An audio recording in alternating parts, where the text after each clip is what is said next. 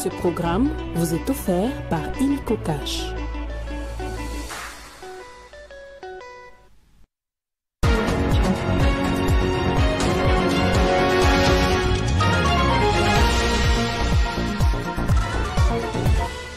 Renforcement de la coopération bilatérale entre la RDC et le Qatar, c'est ce qui a été au menu de l'entretien à Doha ce dimanche entre l'émir du Qatar et le président de la RDC. Félix Antoine Tshisekedi a profité de l'occasion pour présenter à Cheikh Tamim bin Hamad les opportunités d'investissement à Kinshasa.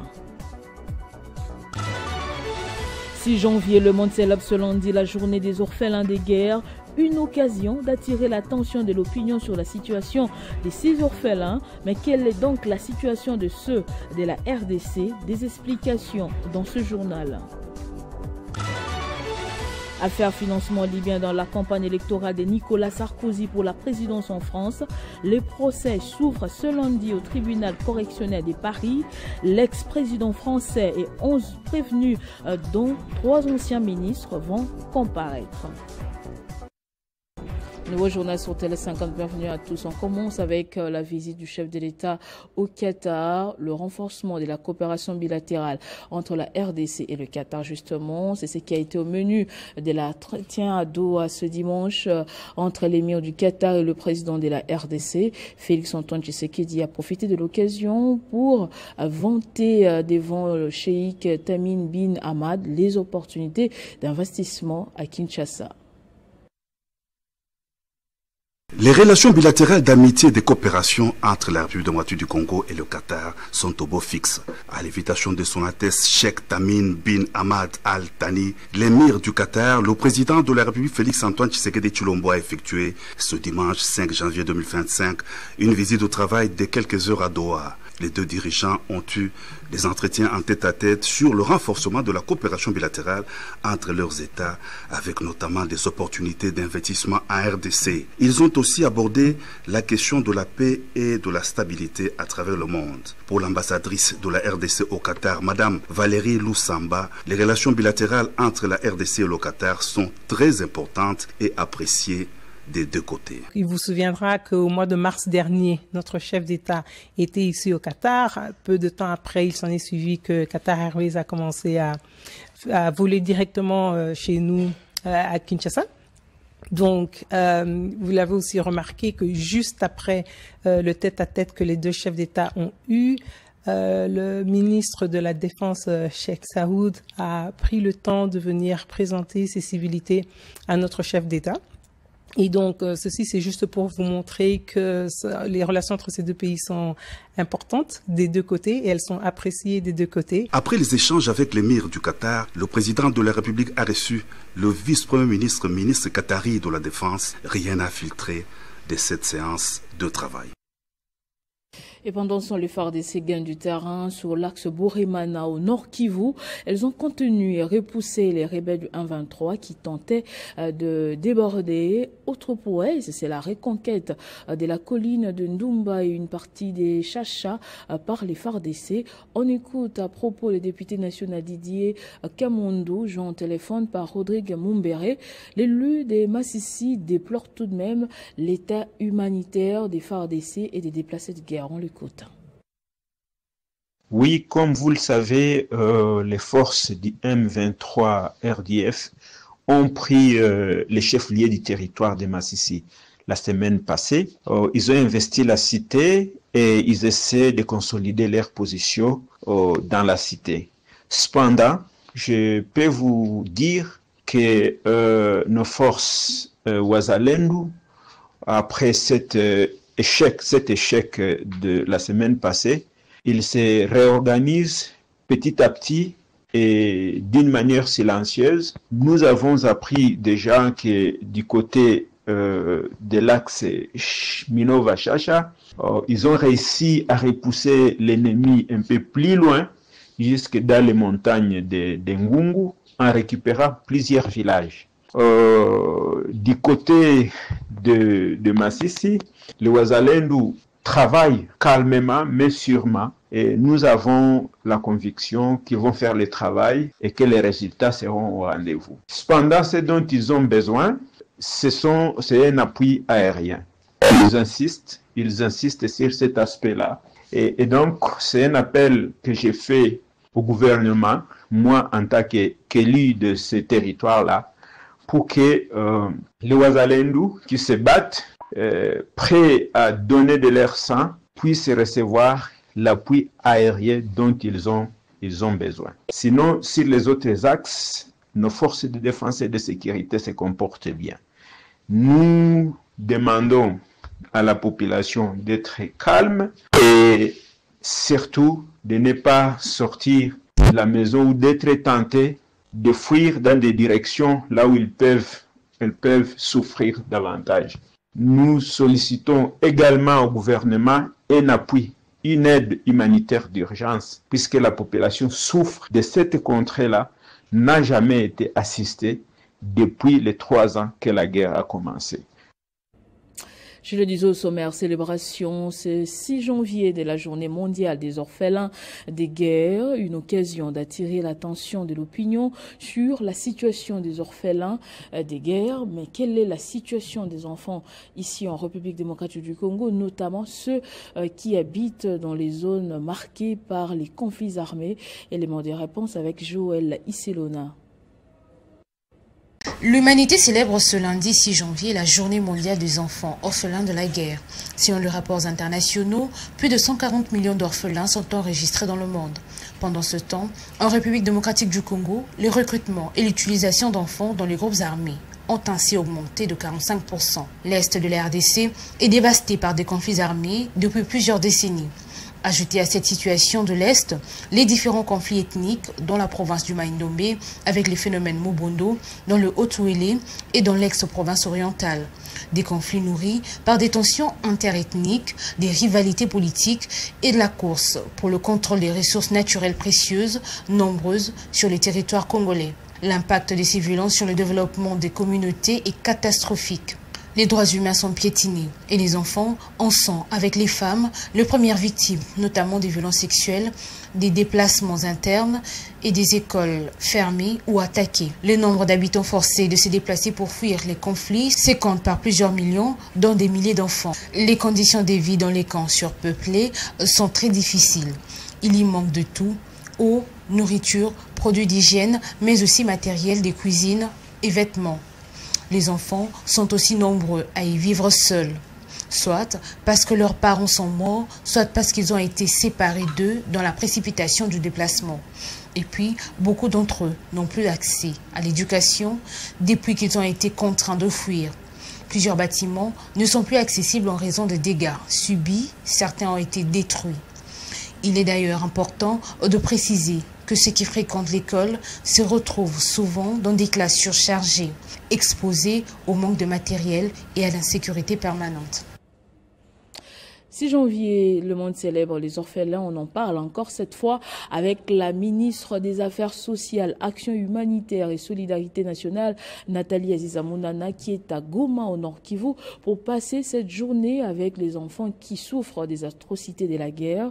Un signal fort pour interpeller la communauté internationale qu'il y a un génocide qui passe sous silence et demande à ce que les sanctions soient appliquées à tous les acteurs impliqués dans ces conflits. Suivez. Aussitôt arrivé, l'infatigable ministre des Affaires sociales, Action humanitaire et solidarité nationale, Nathalie Aziza Mounana, ne s'est pas reposée. Direction camp des déplacés à Boulengo, où plus de 5000 enfants orphelins de guerre attendaient la patronne du social et de l'humanitaire pour la célébration de la journée mondiale des orphelins de guerre, ce 6 janvier 2025. Tout a commencé par l'hymne national exécuté par ces orphelins de guerre, ce 6 janvier.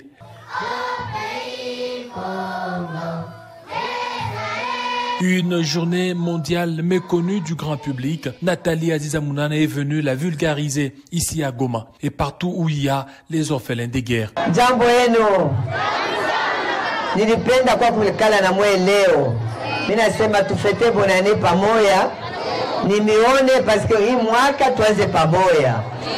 Muyuwe mama Aziza Mounana iko na mweye. Gouvernement yetu ya mama Judith Suminwa tuluka iko na mweye. ndio tuseme baba yetu Tshisekedi Tshilombo ananipenda sana. Muko batoto gouvernement national iko na mu programme ya vitu mingi inye tangalia na hii mwaka namuna gani tamshindikiza. Pour ces orphelins, leur souhait, c'est de retrouver leur maison laissée pour cause des guerres injustifiées et imposées par le Rwanda.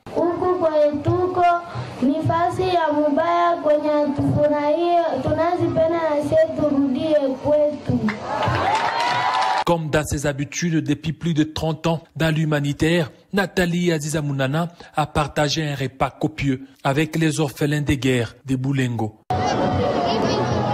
Après Boulengo, direction camp des déplacés de Bouchagara. Ici encore, plus de 2000 enfants orphelins des guerres ont réservé un accueil chaleureux à Nathalie Azizamunana pour témoigner leur soutien à la célébration de la journée mondiale du 6 janvier, leur dédiée. Très tard dans la nuit, Nathalie Azizamunana n'a pas dérogé à la règle. Elle a partagé un repas des cœurs avec ses orphelins sous les sites de Bouchagara.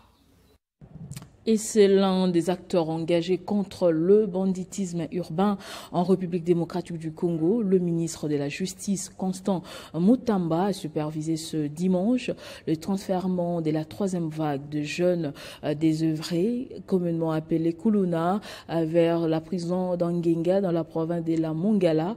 Cette opération s'inscrit dans le cadre de l'opération Ndobo qui vise à éradiquer le banditisme urbain dans les pays, particulièrement à Kinshasa.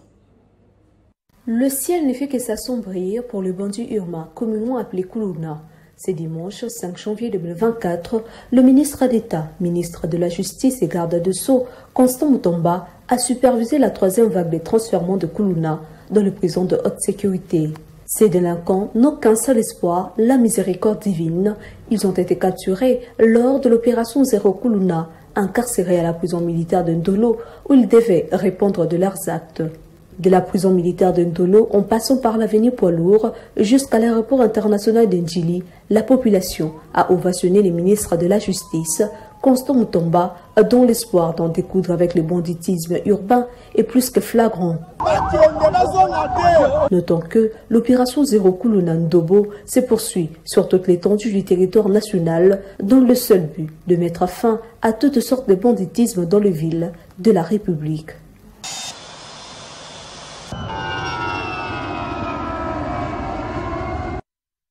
À l'international, condamné définitivement par la Cour de cassation le 18 décembre dans l'affaire des écoutes, l'ancien président de la République française, Nicolas Sarkozy, se retrouve à nouveau sur les bancs des accusés.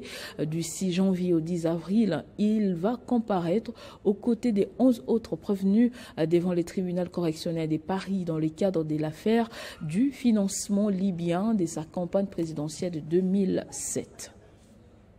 Cette affaire explosive repose sur des soupçons graves. L'ex-chef de l'État aurait partiellement financé sa campagne grâce à des fonds en provenance du régime de Muammar Kadhafi. Alors, leader de la Libye, Nicolas Sarkozy est poursuivi pour des charges lourdes, dont la corruption passive, recel des détournements, des fonds publics, financement illégal des campagnes électorales et association des malfaiteurs.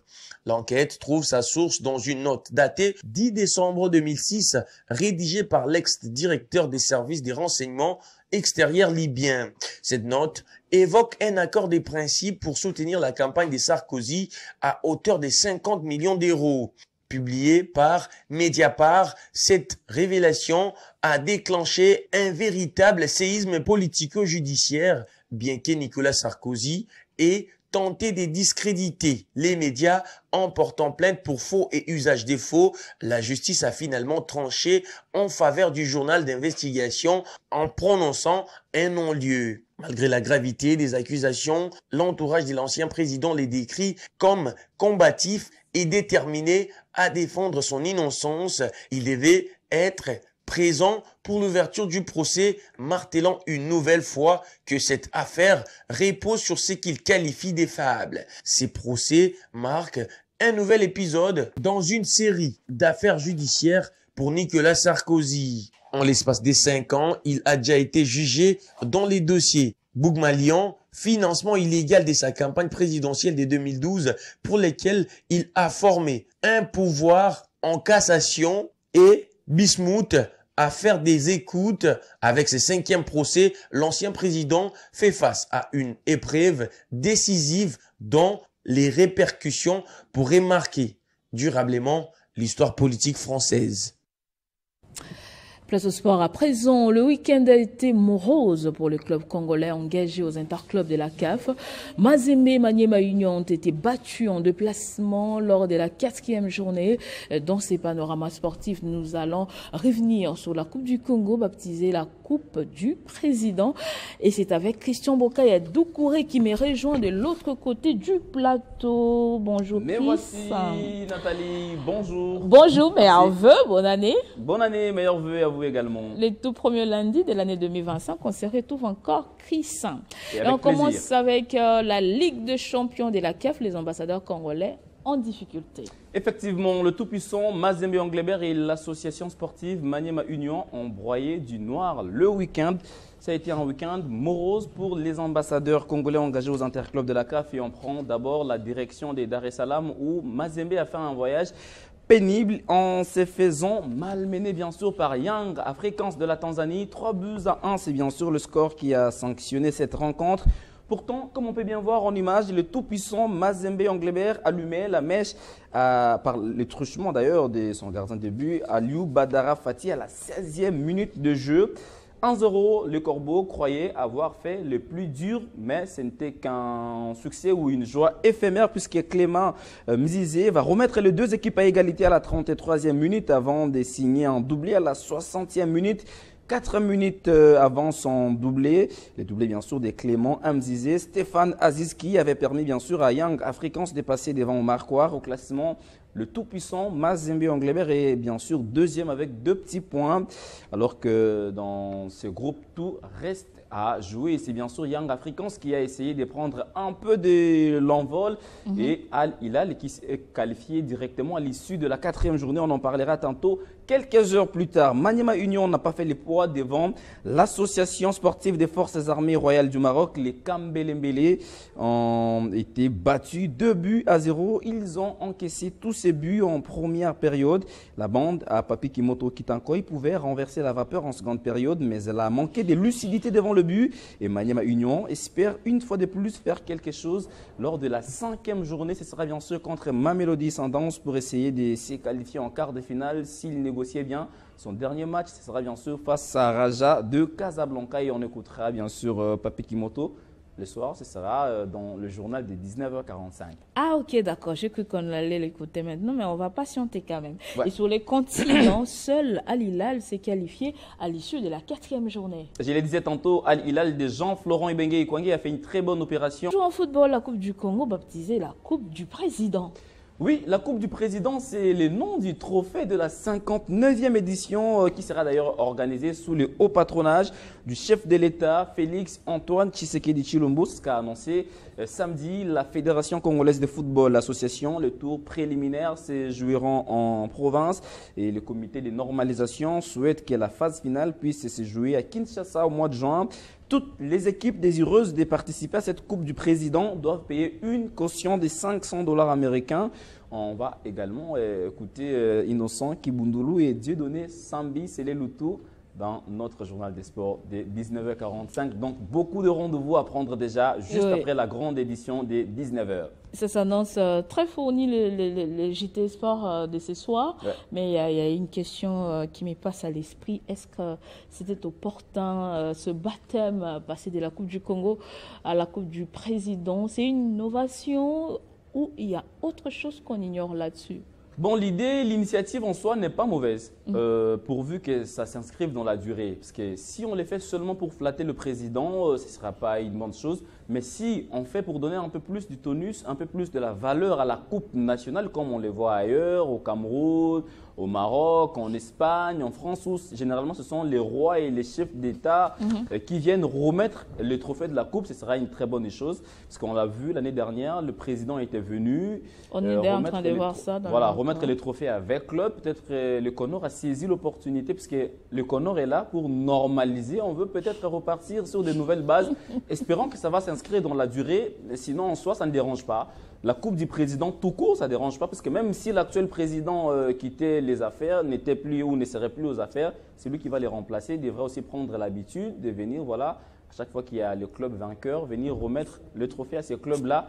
Ça va un tout petit peu valoriser la coupe nationale puisque c'est la seule coupe que la Fédération congolaise de football association organise directement. On ne va pas transformer le journal à l'émission Cœur du sport. Je me demandais encore les niveaux. C'est quoi les niveaux de notre football? On va passer à autre chose. Ouais. Ça nous permet de nous rendre en Europe, là où le football est de plus en plus attrayant. Ouais. Avec par exemple le Real Madrid qui démarre l'année en beauté. Les PSG soulèvent son premier trophée de l'année. Effectivement, Nathalie Yokomposo, le club de la capitale a parfaitement lancé sa saison en fait qui met aux prises le vainqueur de la Coupe de France au champion de France. Et bien sûr, c'est à son but inscrit au temps additionnel. On quitte la France, bien évidemment, pour nous rendre bien sûr en Italie et parler de la Série A où la Roma a battu. Arsenal a été accroché par le but à leur adversaire. Manchester City, de son côté, a retrouvé le chemin de la victoire, mais ne peut s'imposer une terre qui voilà, apporte beaucoup plus de bonheur à l'attaquant brésilien. Malheureusement pour lui, on espère qu'il va retrouver ses automatismes. Retour au pays pour prendre les nouvelles de la balle au panier. Liprobakine, la SCPT, a étrié New Generation. Effectivement, la Liprobakine, peut-être pour les téléspectateurs qui nous suivent en dehors du pays, c'est la Ligue provinciale de basketball de Kinshasa et le championnat s'est poursuivi le week-end. La SCTP, vous l'avez dit, s'est débarrassée des New Generation. 60-52, Terreur a été sans pitié devant Opportunidade en lui infligeant un score salé de 93-53. D'autres résultats, que ce soit chez les messieurs et chez les dames, on en parlera bien sûr dans le journal de 19h45. Question d'inciter ou de donner encore plaisir à ces téléspectateurs de prendre rendez-vous dans le journal Vespéral des sports. Merci beaucoup Chris pour tous ces détails. C'est moi qui vous remercie Nathalie Yoko. Bonne année. Tout à l'heure. Bonne année, merci. Et ce journal est terminé. Place au rappel des titres. Renforcement de la coopération bilatérale entre la RDC et le Qatar, c'est ce qui a été au menu de l'entretien à Doha ce dimanche entre l'émir du Qatar et le président de la RDC. Félix Antoine Tshisekedi a profité de l'occasion pour présenter à Cheikh Tamim bin Hamad les opportunités d'investissement à Kinshasa. 6 janvier, le monde célèbre ce lundi la journée des orphelins des guerres, une occasion d'attirer l'attention de l'opinion sur la situation de ces orphelins. Mais quelle est donc la situation de ceux de la RDC? Les explications vous avez eues dans ce journal. Affaire financement libyen dans la campagne électorale de Nicolas Sarkozy pour la présidence en France. Le procès s'ouvre ce lundi au tribunal correctionnel de Paris. L'ex-président français et 11 autres prévenus, dont 3 anciens ministres, vont comparaître. Restez avec nous, l'actualité c'est aussi la revue de presse.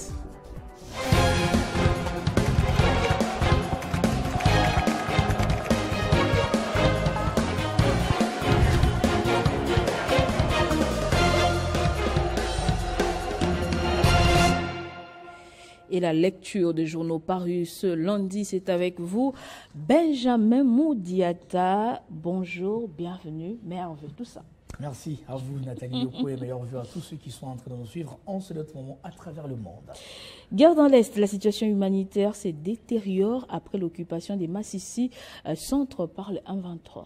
Eh bien Nathalie, nous sommes là au cœur du Nord Kivu où plusieurs localités dont les territoires de Massissi traversent une situation sécuritaire et humanitaire très alarmante depuis la résurgence des attaques du mouvement rebelle M23 soutenu bien sûr par l'armée rwandaise. Ouvrons avec le média en ligne actualité.cd qui titre à ce sujet Nord Kivu, la situation humanitaire se détériore après l'occupation de Massissi centre. Cet article ajoute que les affrontements affrontements entre ces rebelles et le FARDC se sont intensifiés ces dernières semaines, plongeant la population dans une stress extrême. Et en abordant la situation sur place, Radio Okapi.net a titré « Accalmie à Massissi Centre, toujours occupé par le M23 ». Dans son article, le média pointe que le mouvement des populations de Niragongo, de Bukombo et de Louachi en direction du territoire de Walikale est observé. Elle quitte préventivement, craignant la progression éventuelle des rebelles. Prenons aussi Jeune Afrique, Nathalie, qui a titré à ce sujet Est de la RDC, le M23 a pris le contrôle de la ville clé de Massissi. Ici, le Chevalier de la Plume pointe que le centre de la ville est relativement calme pour le moment, mais des civils ont fui vers des hôpitaux pour échapper des coups de feu tirés plus tôt dans la journée d'hier. Pour chuter complètement Nathalie, nous devons ici le dire que malgré l'avancée du M23, des Congolais restent de plus en plus optimistes par rapport aux efforts que formule le gouvernement national pour mettre fin à cette histoire. Tel est même le titre du journal 7sur7.cd, Guerre dans l'Est, une déclaration du professeur docteur Arsène Mouaka, député national, élu dans la ville de Béni, qui a fait une déclaration en marge de la commémoration du 32e anniversaire de la mort d'Enoch Mouvingi Nyamwisi, dit Monsieur le Débat, assassiné le 5 janvier 1993 dans la ville de Butembo, alors qu'il militait pour la vraie démocratie à l'époque du président honoraire Mobutu Sese Seko. Pour cet élu, Nathalie, le pays, donc la RDC, est bien organisé pour son armée qui ne peut pas accepter que son territoire soit violé. Donc le Rwanda essayera plusieurs fois, mais ne réussira jamais à dompter la République démocratique du Congo. Un message qui réconforte tout de même. À Addis Abeba, Joseph Kabila et Claudel Lubaya, une tête-à-tête qui fait parler. Qu'en est-il ? Eh bien, Nathalie, la nouvelle est largement déjà exploitée, mais a aussi circulé sur la toile. C'est lundi matin et presque tous les médias ont exploité ce sujet. L'ancien président de la République, Joseph Kabila Kabange, et les députés nationaux honoraires Claudel Lubaya ont eu un tête-à-tête dans la ville d'Addis Abeba, capitale d'Éthiopie. Une.cd pointe le sujet à la une aussi, en titrant Addis Abeba, Joseph Kabila et Claudel Lubaya déplorent la persistance de l'insécurité dans l'Est, aggravée par une gouvernance chaotique. L'article ajoute, dans une déclaration commune, les deux opposants ont émis leurs inquiétudes sur la recrudescence de l'insécurité dans la partie est du Congo en indexant directement la gouvernance de Félix Tshisekedi. RDC, Kabila et Lubaya décident d'activer l'article 64 de la Constitution pour contrer la dictature de Tshisekedi. C'est les titres à la une du tabloïd Yabiso News. Nathalie, ce média souligne que l'article 64 de notre Constitution congolaise donne le droit à tout citoyen de résister et faire échec à toute personne qui tenterait de renverser l'ordre constitutionnel. Donc Kabila et Lubaya, poursuit le journal, ont convenu pour ce faire de mobiliser toutes les forces vives de la nation pour contrer ce qu'ils qualifient de dérives dictatoriales et garantir le respect de principes démocratiques. Et par rapport à la situation humanitaire, il y a Netic News par exemple qui titre « Situation sécuritaire dans l'Est de la RDC, Joseph Kabila et Claudel Lubaya critiquent la gestion de Tshisekedi au pouvoir ». Analysant les affrontements opposant les forces armées de la RDC, donc les FARDC, aux rebelles du M23 soutenus par le Rwanda, Joseph Kabila et Claudel Lubaya estiment que la gestion de cette crise par le régime de Félix Tshisekedi souffre de graves lacunes. Voilà tout pour notre tour d'horizon de ce lundi, Nathalie. Merci beaucoup Benji pour tous ces détails. C'est moi qui vous remercie. Merci également à vous de nous avoir suivis de partout. L'information reste en continu, en temps réel, sur votre télévision.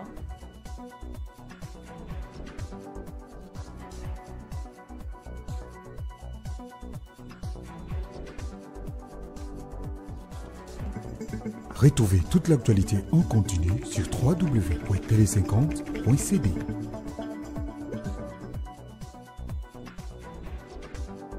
Ce programme vous a été offert par Illico Cash.